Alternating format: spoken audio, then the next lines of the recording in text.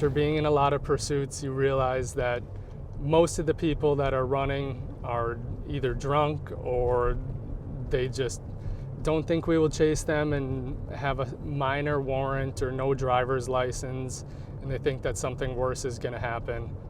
It's definitely, my mindset is calm down in the pursuing aspect. I definitely err on the side of caution now as I've experienced things.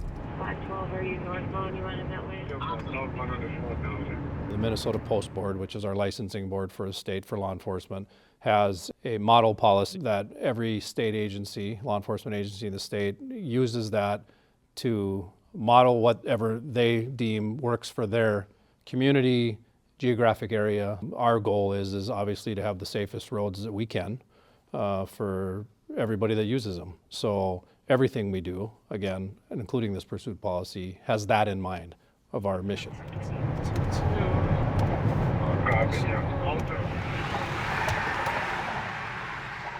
Police chases can be deadly, and rules and accountability for chases can vary by state.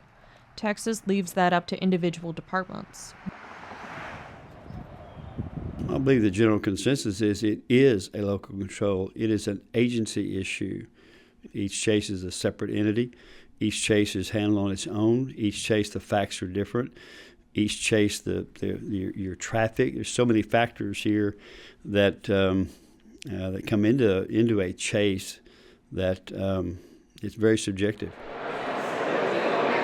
Texas doesn't collect data on chases from agencies, but Minnesota has statewide data collection in place that experts say can make a difference.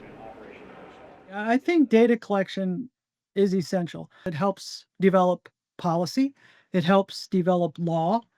If you can look at a data bank and you can say there's this many apprehensions, this many pursuits, this many shootings, what have you, it also provides the police with the ability to say, this is what we do. This is how we're protecting the citizenry. I think it would make a real big difference if here in the state of Texas we were reporting that kind of data. Data and numbers are always going to be important when it comes to and looking at outcomes, when it comes to making decisions about how we protect the people in the state of Texas. One of the bigger things that we learn from the data, if a pursuit is discontinued, and we have seen in the last few years a significant increase in the officer discretion. So it's the trooper themselves, which tells me that our decision-making training and our constant conversations about it are working, because the trooper is now recognizing the risk versus the reward. They're making good decisions. On the other hand, Texas law enforcement don't learn about pursuits during the academy, and that's the only training they get. None of the state's continuing education requirements for law enforcement are on driving. Risk versus reward. All I would tell you is follow each individual's departmental policy. Does everybody understand that? You will hear me and other instructors say it to you over and over again. We don't make policy, we just teach you how to become better drivers. With police chases, it can be the police officers that get hurt, the suspects that get hurt, or innocent bystanders. I think that's why it makes me think about if there was any type of legislation brought forth at the state level, that we would look at what types of training would be necessary for our officers.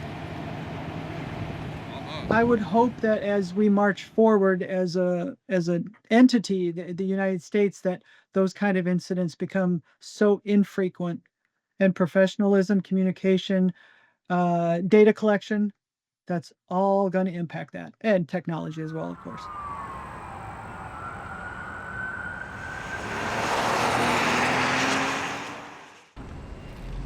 So we teach them brake in a straight line, so they want to be braking on this straightaway before they get here, and then you make that big look over your shoulder, right where your apexes are at, preset your hand, but the car's got to stay all the way out here.